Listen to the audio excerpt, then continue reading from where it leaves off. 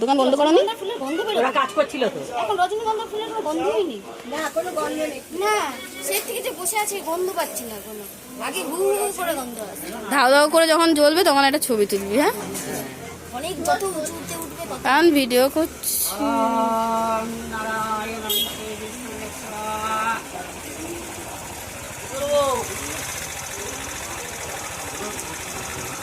ওখানে হয়ে যাবে, ওখানে হয়ে যাবে। চেয়ারগুলো এদিকে সরিয়ে দাও না, কেউ তো নেই আর।